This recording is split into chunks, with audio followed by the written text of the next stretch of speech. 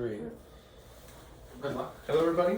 My name is Dane Santoro. I'm a physician assistant. I work with Dr. Agresti, and I'm going to be reading a chapter of his book. It's chapter 7. Penny Says She Can't Concentrate, from Dr. Agresti's book, Tales from the Couch. So here we go. All right. Penny comes in today with her sister Gail at her side. These two are clearly related and very close. They look alike, spoke alike, and move alike. The difference between them was also clear. Penny had a very nervous energy about her, while in contrast, her sister Gail seemed calm and collected. Consistent with her energy, Penny immediately launched into her complaint, which was, "I can't concentrate."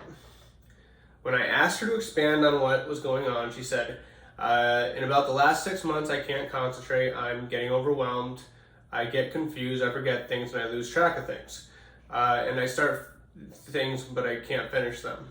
Her sister Gail is nodding through this and says, yes, I work with her in the business. We have a retail business together online. She comes up with these great ideas, but she can never follow through with them. Penny then says, I think I have attention deficit disorder. When I asked her what school had been like for her, she said, I had problems in school. I always had issues with learning, problems with listening, and problems with following directions. I always procrastinated and started projects without having everything I needed to complete them. I'm disorganized and distracted.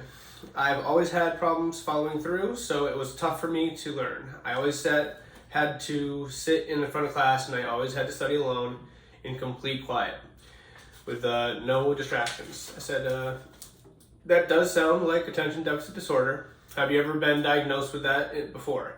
When she said no, I said, you mentioned that things had changed in the last 6 months. What's changed in that time? With a sigh, she replied, so much has been going on in the last 6 months or so. Our parents just moved in with me. I'm so worried about our mother. She's got congestive heart failure, and I'm constantly afraid that she's going to stop breathing. She continued, I'm stressed out with my husband. He's got arthritis and chronic back pain and always needs my help doing things. And he's trying to run a business too. We also moved from California about a year ago, and we're remodeling that house, trying to get it ready for sale, and remodeling our house here too. I feel like I've got 10 balls in the air that I'm trying to juggle, and I feel like I'm constantly dropping balls. She was getting worked up just talking about it. When I brought up her anxiety, jumpiness, and inability to sit still, both ladies were nodding.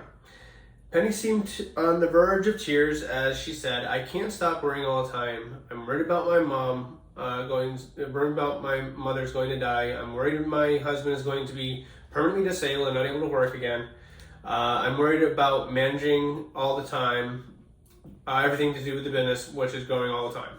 She really looked like she was on the verge of losing it. So as her sister took her hand, I said, okay, let's just take a break and apart. There are a few things going on here.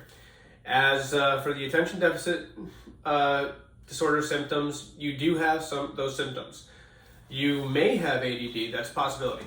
But right now, the bigger thing is stress. You've moved, you're running a growing business, you're caring for your parents who just moved in, one of whom is very ill. Your husband is unwell and dependent on you to assist him. And to boot, you're remodeling 2 houses, one of which you're living in. You have a lot on your plate. I want to talk her down, so I asked her about her childhood. She said they were from Oklahoma and that there were a total of 7 children in the family. Their father had managed a hardware store and their mother was a homemaker. They grew up in a happy home, though she did say their parents drank quite a bit. She also mentioned that she used to be an actress and showed me a picture from that time. She was certainly beautiful in the picture. But this was not the woman I saw sitting in front of me. She said, I was an actress for over 25 years. I had my own show. I really did well with it, but I just got sick of it and decided to change my life. So I married my current husband, and eventually we moved here to Florida. She had mentioned that her parents were drinkers, so I thought to ask her if she drank. She answered, well, I drink a little. I know that a little means very different things to different people. So I asked, What's a little? She said, well, I drink about 4 glasses of wine a day, maybe 5 tops. I said, that's actually a lot of wine. It's not a little. That's going to affect everything. That's going to cloud your concentration, make you feel anxious, and make you wake up in the morning feeling foggy. As if she had heard this before, she immediately said, I know. I said, that might be a serious problem. Before we do anything, we have to address that alcohol issue. She said, I wouldn't really say I have an alcohol issue. That makes it sound a whole lot worse than it is. At that point, Gail chimed in saying, Doctor, she does everything she's supposed to do. The alcohol really isn't a problem. When the workday is done, she drinks, maybe 4 or 5 glasses of wine. It's never been a problem. She works really hard. It's never been an issue, I explained. There are different degrees of alcohol use. Yours doesn't seem to be affecting you socially or legally, no DUIs or anything like that, but I think there are more consequences that you're not seeing. When she asked what those things might be, I asked her to take her license out of her purse. I turned to the photocopy of it in her chart. I said, for one, look at this picture of you from literally three years ago. It's just a license picture, but you're beautiful. You do look like an actress, but the woman in front of me does not look anything like that. Alcohol has changed you. The look on both sisters' faces was one of horror. Penny said to me, wow, that's harsh. How has alcohol changed me? I said, there's 200 calories in a glass of wine, and you're drinking 4 or 5 glasses a day. So you're drinking, 800 to 1,000 calories, that math checks out, a day. Empty calories at that, and that's on top of your regular dietary intake, and that adds up. That'll put on weight. She admitted, you're right. I've put on a little weight. There's no question about that. But I figured that was just normal aging. I said, alcohol does more subtle things. Look at the picture of your license before you started drinking this much and compare it to how you are now. Look how your face is more rounded, more puffy now. Your nose has gotten more red and large, and now you have these almost red chapped cheeks, and there's a generalized inflammation, a swelling to your face, and bags under your eyes, and you're admitting to gaining weight. These are all alcohol-related effects on your looks. It sounds so harsh when I have to say these things to patients, but as a physician, I have to be honest, especially when I may be dealing with someone with a potential drinking problem. I have to be able to make them understand and see what they may not be aware of, or may be in denial of. More importantly, before I can treat something with medications, they cannot be drinking. It often takes harsh reality to make them stop. I continued, before we do anything, before we consider this anxiety problem or this possible attention deficit problem, the alcohol has got to stop. When she said okay, I continued. So back off the alcohol. I don't think you're going to have any major withdrawal symptoms, but how about we step down the alcohol, have 1 glass a night for 1 week, and then stop. She said, that sounds okay, but I don't think I'll even have any withdrawals because I stopped drinking before when I was visiting my brothers and sisters because they don't drink. I said, okay, that sounds good. Let's give this plan a try. It's reasonable. And just in case, I educated her on alcohol withdrawal, tremors, and the risk of seizures. But she said, I'm not really that concerned. I'm a healthy person. I follow a healthy diet. I take vitamins. I drink lots of water. I'm sure I can just stop like I've done many times before. I don't think I'm going to withdraw from that amount of wine. And besides, I've had periods where I didn't drink before and there was never a problem. So I said, okay, let's see how you do. Let's give this 10 days, come back in then. I suggest you continue a healthy diet and drink lots of water. Take thiamine, folate, omega-3s, and L-theanine to help calm your nerves. She dutifully took notes on the supplements. I continued, try the 1 glass of wine a day, and when you stop, if you feel tremulous or restless, I'm going to give you a script for clonazepam, 0.5 milligrams. You can take 1 of these, and it should relax you. I gave her my cell phone number and said, if you have any problems, give me a call. If you notice tremors or high blood pressure, or you notice you're feeling extremely anxious, call me. With that, the sisters left. 10 days later, Penny and Gail were back in the office. When I asked how she'd done, Penny said, I cut the wine down to just 1 glass a day, but then after just the third day, I stopped altogether. And I did start taking the vitamins and supplements you suggested. I think it went pretty well. I noticed that some of the puffiness in her nose and face got down, and wanted to know if she saw any differences. So I asked her if she noticed any changes after coming off of the alcohol. She said, I think the swelling in my face has gone down. I've lost 3 or 4 pounds. I feel clearer in the mornings and a little bit more alert, but to tell you the truth, I think the anxiety is actually worse. I'm still really restless and having problems with concentration. I said, well, okay, this is why I needed to get you off the alcohol. So I could get a more accurate picture of what's going on. Now we have 2 things going on here. We have this generalized anxiety disorder and we have some attention deficit disorder. And in your case, I think the 2 go hand in hand. Now with the alcohol out of your system, let's try to focus on the anxiety first. That would be the order of treatment. We take this in steps. The first step was stopping the alcohol. Now the second step is trying an anti-anxiety medication. She and her sister Gail nodded. I asked her, did you ever use the clonazepam I gave you before? That's one drug we can try for the anxiety. And she said, I took one of them one evening and I slept all night long, but I don't want to take anything that might be addicting. I said, I respect that. There's another class of drugs we can try that has 0 addiction potential. I'd like to try something called escitalopram. It's in the class of drugs called the selective serotonin reuptake inhibitors. I think this drug will minimize the anxiety. And she said, okay, I'll give that a try. I said, the risk of side effects is pretty low. There could be decreased sexual drive or delayed orgasm. Some people get vivid dreams or dry mouth. In rare cases, they could be some emotional numbing, but it should decrease the anxiety. So I started her on 10 milligrams of escitalopram in the morning for a week, and then instructed her to increase to 20 milligrams. I said, come back in a month. Let's see how things are going then. It's going to be really important that you not drink. I'm sure at some point there's going to be a temptation to drink, and I educated her on cravings and the possibility of drinking again. But I just had the feeling that with her that the drinking wasn't her real issue. Common sense dictates that people drink every day, but not everyone who drinks has a problem with alcohol. Yes, in Penny's case, it was affecting her negatively and making her concentration worse. So in that way, it had definitely become a problem, but the drinking was really her self-medicating the anxiety with alcohol. I really thought it would, we could get her anxiety down, that we'd see a big change. A month later, Penny and Gail were back in the office. Penny was looking much better and the sisters looked more alike than ever. Penny had clearly settled down. I love it when a plan comes together.